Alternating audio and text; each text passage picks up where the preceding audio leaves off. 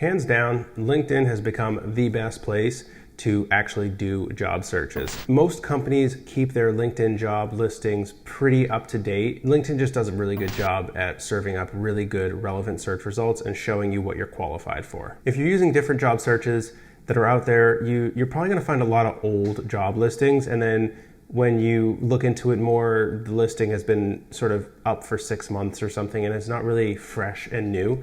LinkedIn does a really good job of not serving that sort of stuff up.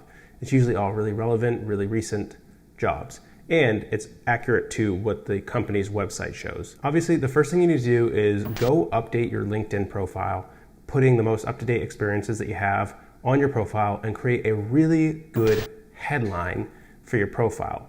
The headline should just very quickly and simply say what you're good at and what you want.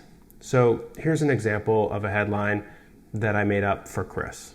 Professional mixologist and competitive flair bartender who is moving into technology sales. That's a short headline, and if I'm a recruiter and I read that, I'll understand very quickly that this person is looking to make a career change, and it also sort of shows off a little bit of his existing experience. Part 1, LinkedIn and job search tips. The more I started investigating what was actually entailed in the SDR role and the career path moving forward through that, the more I became confident that my skills were going to line up and that it would be a relatively easy transition. My friend Chris just accepted his first ever tech sales role. He has no experience in technology and he has no experience in sales, yet he just got an offer letter. So he must be doing something right. So my name is Chris Prendergast. I was formerly a bartender and recently got hired as an SDR. My whole experience was for about the last 4 or 5 years, I was running marketing as well as serving and bartending at a local sports pub here in the city before I got into more cocktail bartending. And due to just basically the pandemic situation, I decided to explore other career options and I landed on sales. My name is T. I've been in software sales for about 10 years now. And my goal for this video is really just to help you figure out exactly the right path for you to land your first SDR role. Sales development representative roles, or SDR roles, are the best way for someone with no experience or no degree or both to get into tech sales. It offers a path into software sales and potentially the ability to make the most money you've ever made in your life. It's an entry-level job into the world of software. But setting yourself apart when you have no experience, getting through interviews, negotiating compensation, all this stuff is really hard for someone who's never had experience doing any of this before.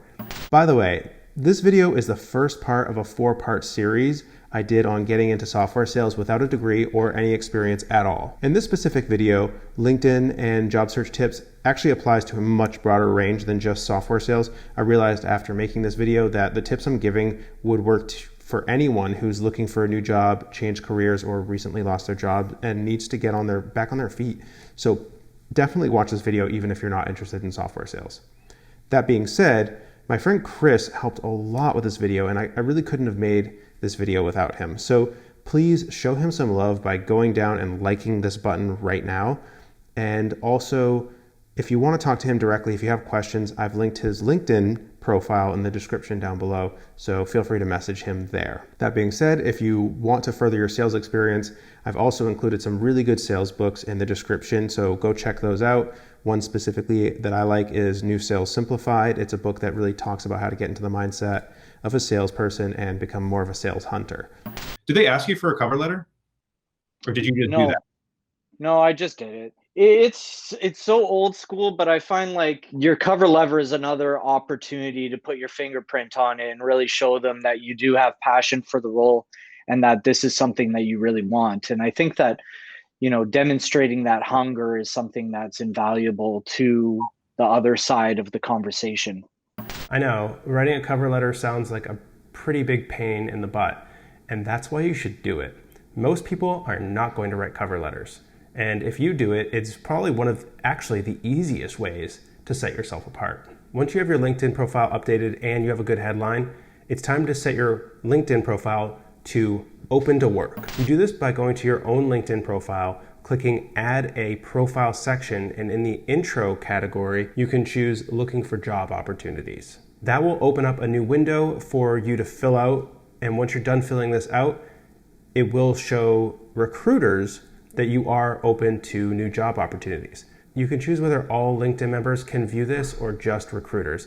And be careful with this setting. If you choose all members, then LinkedIn is gonna put you on blast, basically. It adds a border around your profile picture showing literally everyone on LinkedIn that you're looking for a new job.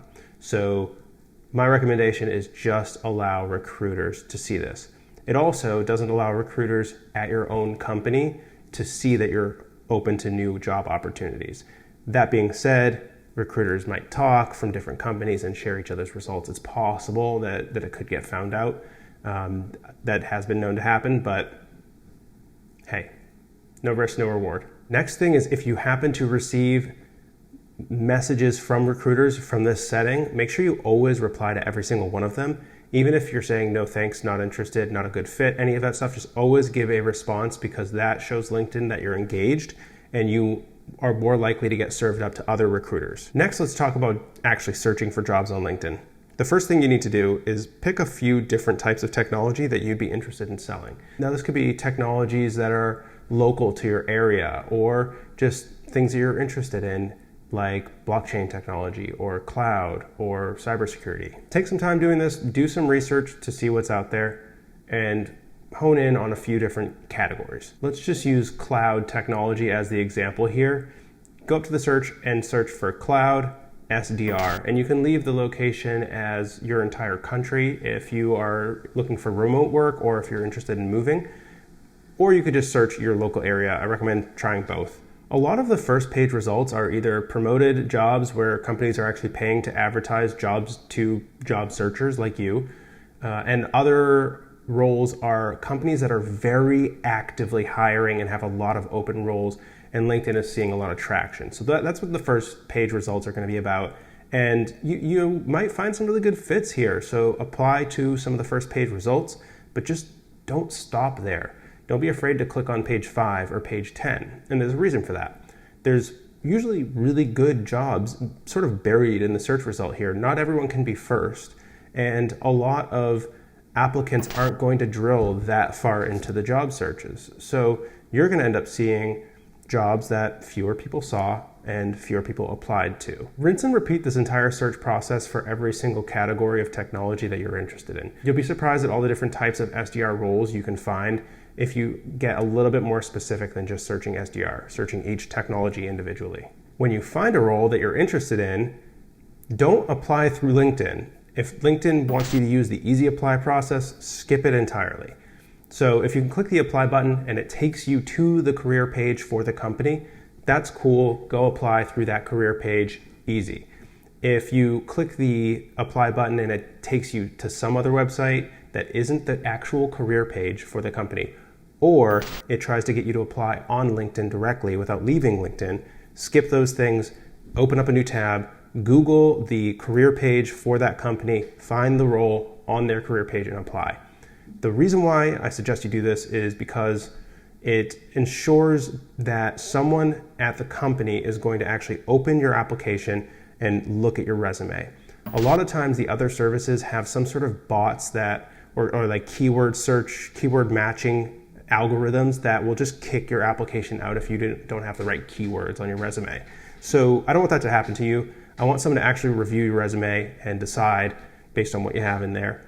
And the best way to do that is through the actual true career pages. Funny story, actually one time I went to go search a website for a role, and although LinkedIn had just had the role posted like 23 hours ago, I couldn't find that same role on their career page. So I thought that was kind of odd. That doesn't happen very often. So what I did was I found a recruiter at the company on LinkedIn, and I messaged them and said, hey, I'm really interested in this role that you just posted 23 hours ago, but I couldn't find it on your career page. How can I find out more about this role? And that person actually replied to my message on LinkedIn and gave me their email address as well as the email address of their boss and said, can you contact us over email right now and send us your resume and send us some time slots next week that you can talk? I mean, hey, like, if it works, it works. Like, think outside the box here and prioritize not taking the easiest path, because it does help you stand out a little bit. I had a couple of friends here in the city who were also bartenders or bar managers, and they had made a transition with another company that I actually had interviewed for. This company placed a lot of emphasis on actually hiring out of the hospitality industry because they found that bartenders, servers have a lot of those transferable skills. Mm-hmm. And their whole philosophy was that, you know, anybody can really learn how to do sales, but like just being able to talk to people and be able to build that rapport, that's a little bit of a more difficult skill to train in, whereas people coming out of hospitality are often kind of already building those skills or have built those skills just based off of their daily interactions. So you had heard ahead of time that the company that you ended up with, or one of the first companies you interviewed with, were willing to hire folks from your industry. Yeah, and I had some conversation with my friends where I had just basically asked them what their work life was like, if they were enjoying it, if they felt like it was a good transition for them, and what the kind of potential was for their future. And overall, I got a really positive response.